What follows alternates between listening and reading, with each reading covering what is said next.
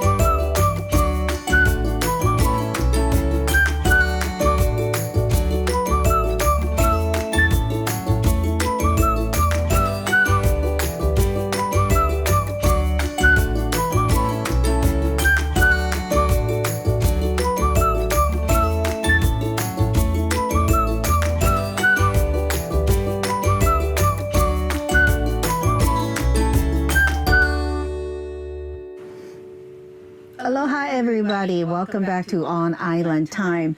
This week we are at Starved Rock Campground in Oglesby, Illinois, right off of 950th Road, just outside of Utica, and a few miles from Ottawa, Illinois. Now this is a beautiful campground. We've thoroughly enjoyed it, and it's not even a mile from the entrance to Starved Rock off of, I think it's Route 71. So anyways, go ahead. Oh, so if you're coming from the north in a big rig, go south on 178 to Route 71. Don't try to make a cut through where the lodge is at. There is a low-hanging bridge there, and you will be backing up and turning around unless you want your rig open like a can opener. Oh, then you're going to turn right on 950th Road. The campsite's on the left. You can come on Route 71 from the east, and it's a very scenic route, but it is two-lane, and there are some curves there which might be challenging for really large rigs. Smaller rigs probably aren't going to have any problem whatsoever. The campground has 133 sites that are electric only. And only a handful of those are 50 amp sites, so check your campsite if you need 50 amps, especially in the summertime when you know it's going to be hot. You might need that 50 amps for all your ACs to run. You do want to check your campsite.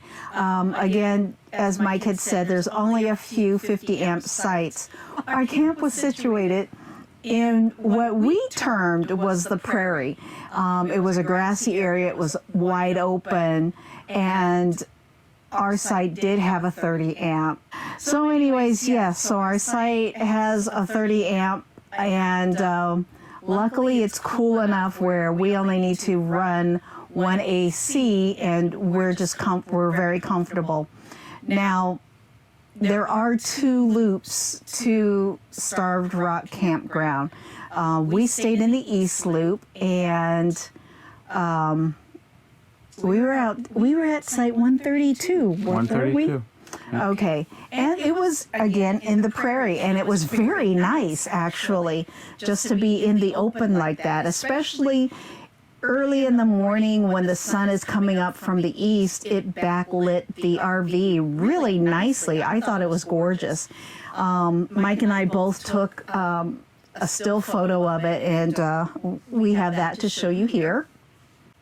And the rest of the campsites that are not in this open prairie area are in a thickly wooded area, and some look like they could be very challenging for larger rigs or rigs with slide outs. But it's not impossible, but you really need to consider the size of your rig, the number of slide outs that you have, because some of those wooded sites are very tight. There were a lot of Class C's in there. I think there was like 1 or 2 Class A's that we saw. Yeah. The others were like pickup truck campers or tent camping. Right. And some of the campsites, you could see that they were really, really close to the trees. They had the slide outs, and they were inches away from the trees that were in the area. So very, very close. Very, very close. But it's a very cute campground. There is also a very small camp store. We unfortunately did not have the opportunity to go in and check it out because it was closed.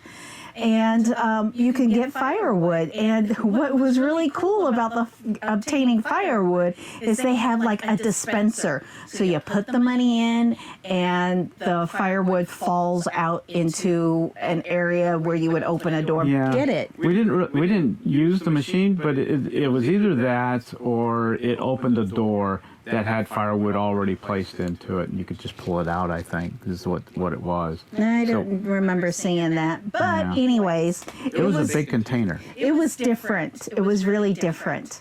And I thought that was kind of cool. Yeah, so the campground, the gates close and they are locked at 10 p.m. and they remain locked until we got here as 8:30, but I think it's only 6:30. I think it's 6:30. Yeah, I think it's 6:30. So, but anyway, you can get out still, but getting back in, there's another way that you have to go. You can't go into the main gate. You have to go to the back gate. If you try to go in the main gate and you try to, the dump is right there. There is no back gate to this place, hon. There is no back gate? No, you're thinking about Colorado. Yeah, I might be. Okay. So anyways, once the campground closes at 10, you could try to get in through the dump station, but there is a catch. They have those tire spoke thingies, so you're going to get a flat tire if you're trying to go in that way, which I think is very ingenious because it does protect their campers from people just coming into the campground area, and you never know what kind of people might be coming through or what they're looking for or things like that. The campsite or Starved Rock does not want like any trouble in their camping area, and I thought that was kind of neat and very considerate of them. Now, if you're going to be out past 10 o'clock, there is a number that they give you. There is a night guard on duty until 6 in the morning, and you can call the number, and I don't know the procedures that the night guard has to follow in order to confirm that you are staying at the site, but there is a number if you are staying there that you can call if you stay out past 10 o'clock. And what's really kind of cool too, Oglesby, which is not that far away, is a cute little town, and I don't know that they have places that open past 10, but you never know. Or you could be like out with friends at some other location. Matheson Park is not that far away. Yeah, so of course one of the main attractions to Starved Rock is of course the park, Starved Rock. you can spend so many hours exploring that area. We got to I think it was four main sites. Areas of the park. Yeah, well, four areas of the park.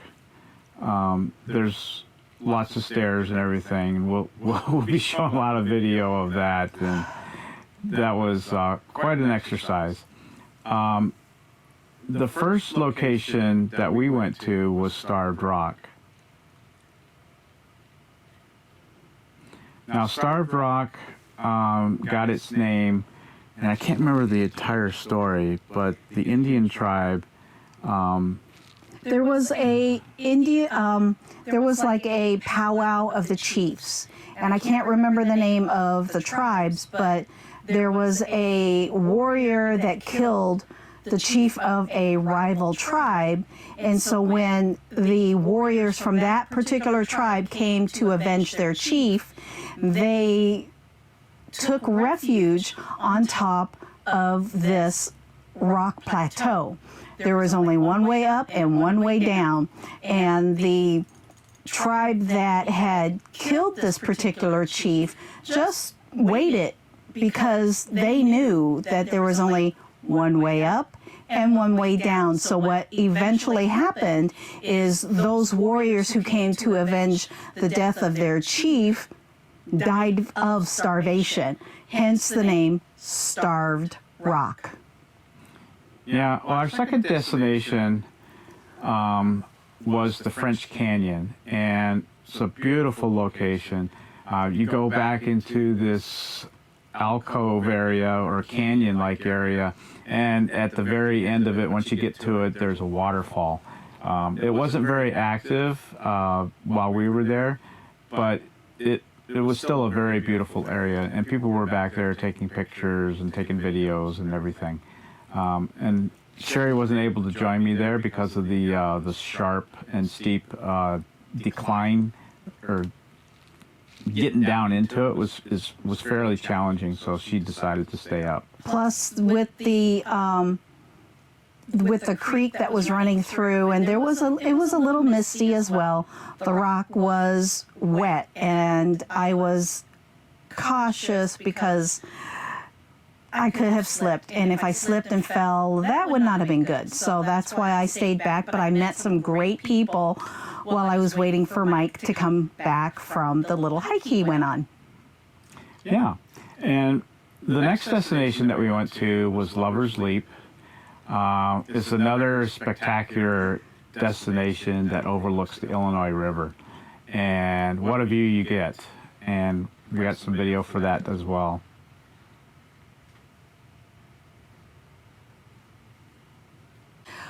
When we were there looking at Lover's Leap, it's really close to the dam there, and we saw all these fish that were just jumping, and they were kind of silvery.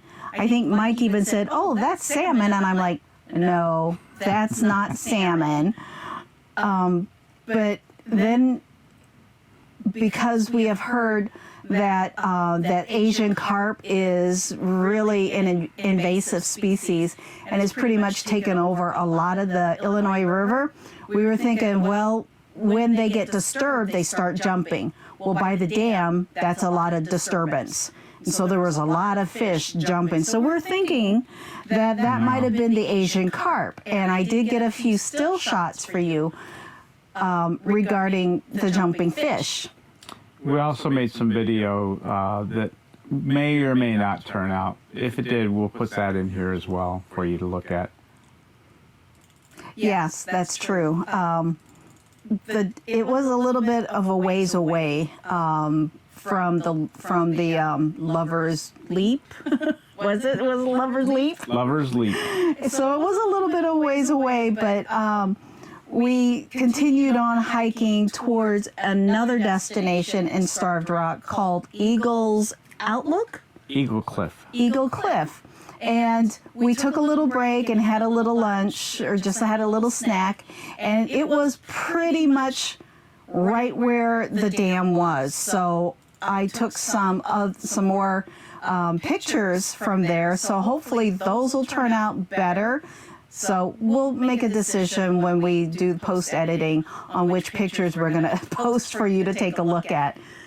Did you get video on that? On the post, Oh, no, on the fish jumping. like I said, I tried to take some. Okay.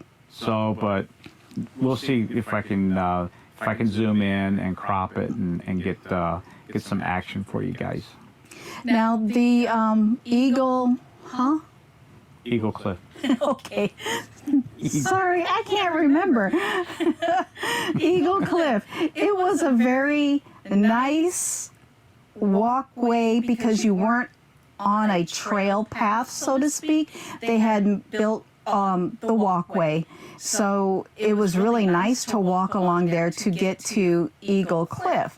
And when we got there, there was like no shade, beaten down sun.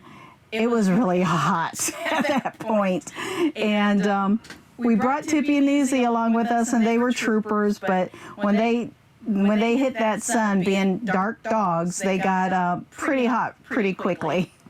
Yeah, and one of the nice things that we noticed was Starved Rock and the surrounding area and the pass and everything. All the trails are very well marked, so it's very hard to get lost. I think that's one of the highlights, that one of the things that I really liked about Starved Rock was that everything was well marked. The markers, if I can interject here, the markers would read away from lodge or towards lodge. So you knew which direction you were going because everybody starts out at the lodge or the visitor center, I think is what the name is. But the lodge itself is not far from the visitor center. So you knew which direction you were going just by reading the markers. Yeah, and we did observe some wildlife besides the humans and the other dogs that were there. Yeah, like I found a snake. Well, actually, Izzy found the snake, and so I got a little video of that as well. Thank goodness I didn't see it because I do not like snakes. Just a word of caution that if you have knee or leg issues, there are a lot of stairs. Yes. A lot of stairs. Going up to Lover's Leap, there are a lot of stairs, and it was very challenging for me. In fact, going up to Starved Rock itself, there are quite a bit of stairs. But if you go ahead and take your time, you can do it. You can make it. And there were a lot of people that would just pass you up if you just pulled off to the side there, and, they didn't think anything of it. So, persevere, make that trip, do those stairs, and you will be rewarded at the end. Yeah, another thing, make sure you bring plenty of water for both you and your pets.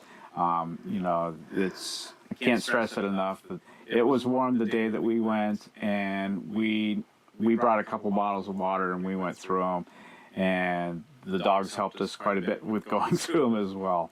So can't stress that enough. You definitely want to keep yourself hydrated while you're out there. We got lucky though, because at Eagles Cliff there was a very large family there, and they just loved Izzy. Everybody loves Izzy because she's so small and she's soft, and she's just a happy dog, and she loves people. And so they gave her some water because her tongue was hanging out. And that was very kind of them. So if you guys are watching our video, thank you very much for the water for Izzy. Yeah. Tippy, on the other hand, she was with me, and she was underneath the seat that I was sitting on because it was shaded and it was cool. Yeah, the visitors, if you do forget water by chance, the visitor center does sell water. So you can get some there. They also sell souvenirs and snacks. And one of our favorites, ice cream. Ice cream! But we didn't buy any that day. No, we didn't have to. So, one of the things to keep in mind is that it's a really popular destination in Illinois. So you want to get there early. You want to be prepared to see many, many people on the trails.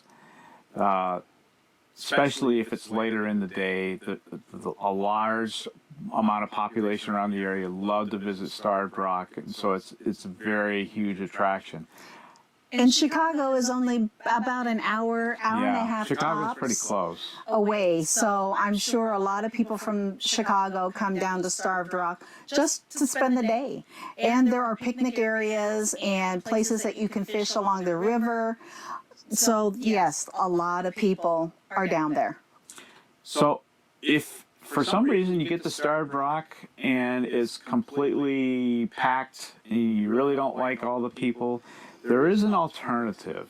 We didn't personally go there, but we heard from friends and other people that the Matheson State Park is a less busy location and just as nice, and it has many things that you might want to see and explore. And it's fairly close to Starved Yeah. Rock. So you could still go to Starved Rock and do whatever it is you want to do there, hike or just have a picnic or, explore around the Illinois River, which is fairly close to the picnicking area and the parking lot. And you can just hang out there if you don't like the crowds, or just if you just want to relax and just spend some time with family and your dogs or your cat or whatever you have with you. So it is a very nice, very, very nice park there in Illinois, and I've heard so many good things about it, and I'm glad that we had the chance to get to go and bring this information to you folks too. Yeah, it's one of the parks that we will definitely be going back to. Most definitely. So, we've come up with a new idea, and we're going to explore this. Leave comments below if you like it or if you don't like it. Please, your comments are very crucial to how we bring content to you. And we want to do the things and talk about the things that you want to hear about. So let us know. So borrowing from Matt's RV Reviews, that's a plug for Matt's RV Reviews. If you have never seen his YouTube channel, we recommend that you go over there and take a look at his website, and his YouTube channel, especially if you're looking for an RV. And you could put the link down below, can't you? Yeah, I'll do that. Bing! Bing, yeah. So, what he does during his RV reviews is he does what are 3 things we like about the RV and what are 3 things we don't like. So what we're going to do is we are going to do 3 things that we like about Starved Rock and 3 things that we don't like. So, who wants to go first? You want to go first? I'll let you go first. Okay. So, the campground is nice, but the area that we stayed at was a meadow. And the bad thing about it was that the grass had not been cut. And if you wear shorts, the grass cuts into your shins or your ankles, and it's very annoying. So that's my first dislike. Yeah, I have to agree with you there. And we didn't even I don't think we put out the mat, did we? No. Because, what's the point? The grass was the grass could have probably held up the mat. It was deep. It was really deep. We're talking several inches. It could have held up the mat and wouldn't have made a difference if we stepped on it. So anyways, yes, I have to agree with Mike that is a dislike. What I disliked about the campground, I really can't think of one, other than there were a lot of unlevel sites. We were lucky. Ours was fairly good, so we didn't have to do a lot of jostling around to level the rig. So, yeah, I think that if you're going to go, be prepared to maybe do some major leveling. Yeah, I have another dislike. It's not a bad thing, and is that for a state park, there were no walking trails at all. No. In the campground. Yes, in the campground. But on the other side, it was near Starved Rock. So that's the first thing. That was a good thing about that campground. That's one of the things that I like. Yes, and I have to agree with Mike. There are no trails to get to Starved Rock from the campground.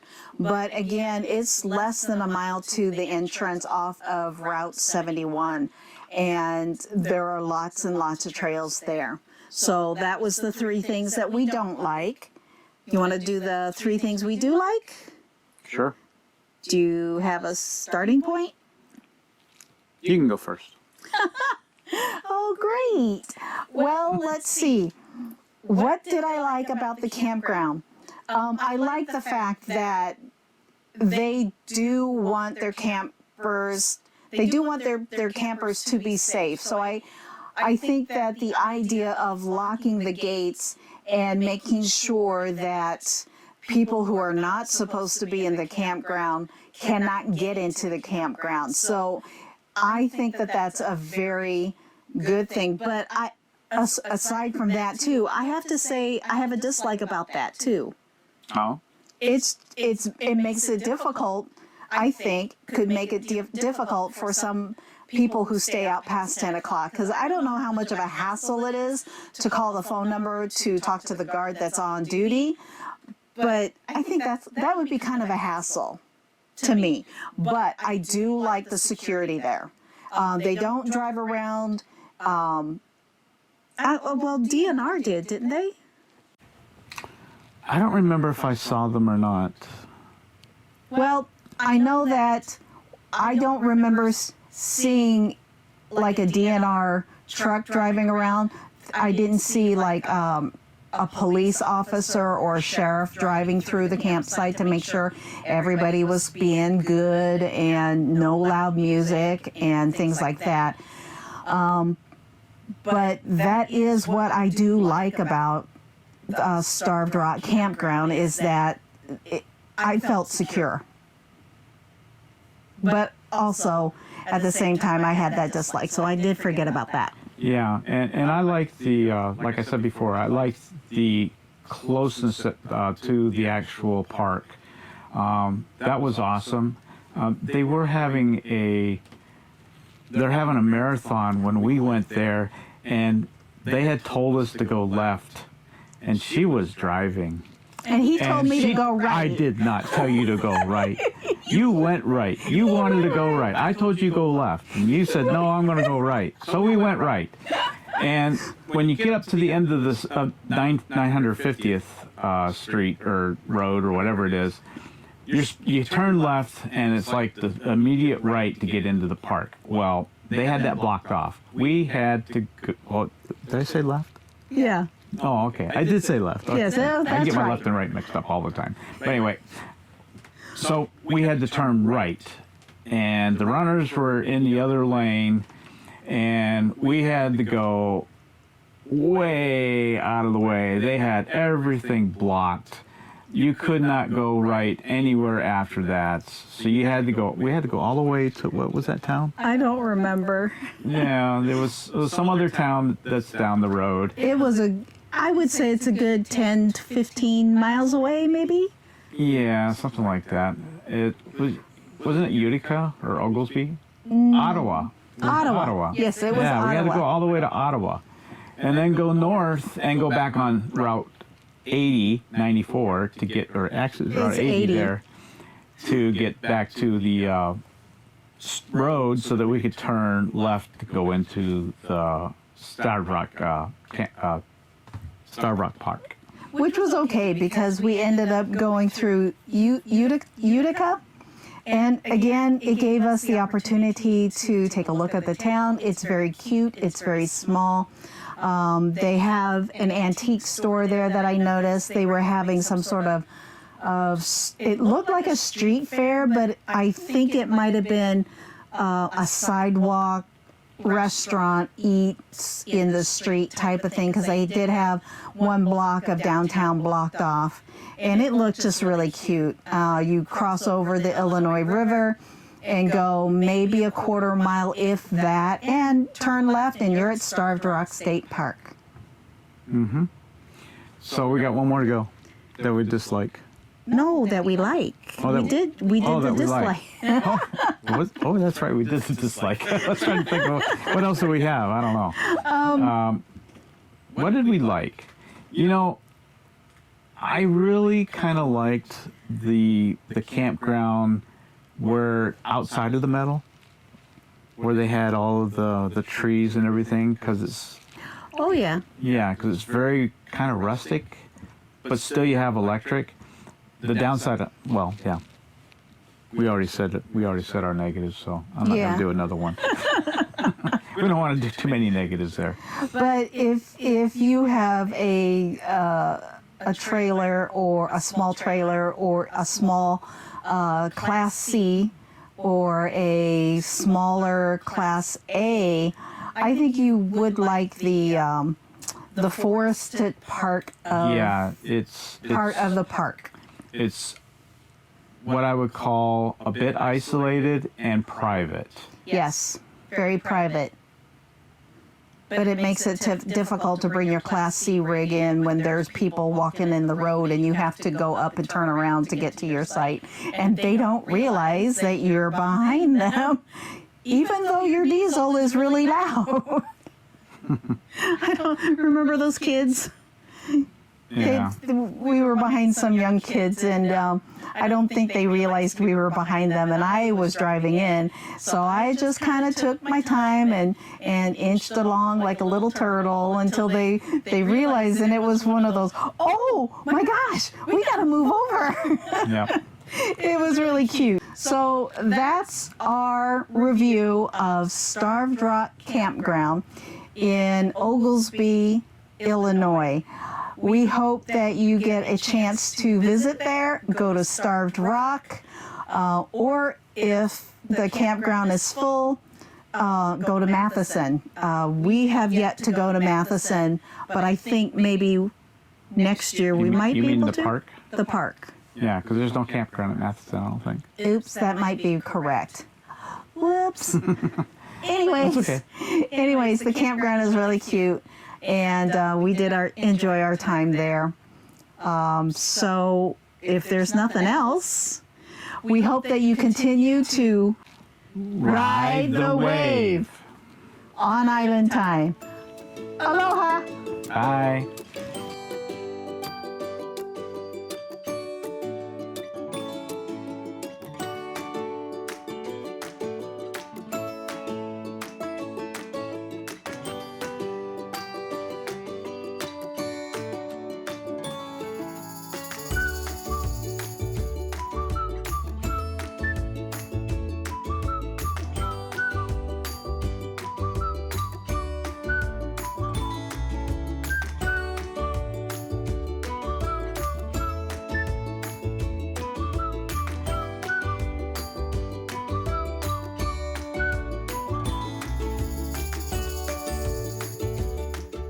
One up.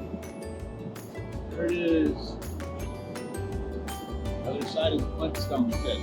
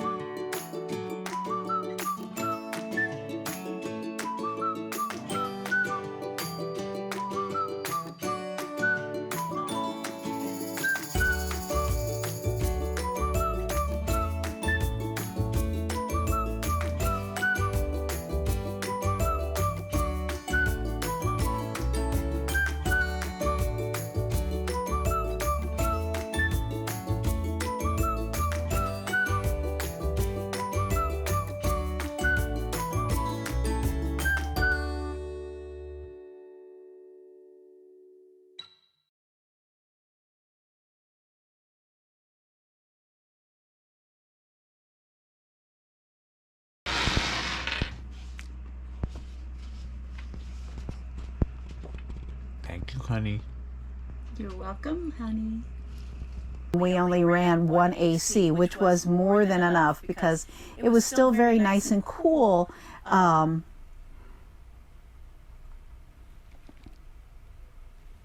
Erase. We were, our site was situated. Our site was situated. Is that right? No, situated. Oh, okay. Our camp was situated. Our site did have a 30 amp, does have a 30 amp. Our site does have a 30 amp. I have to think of the... Yeah, I know. Well, I don't think it's going to really matter.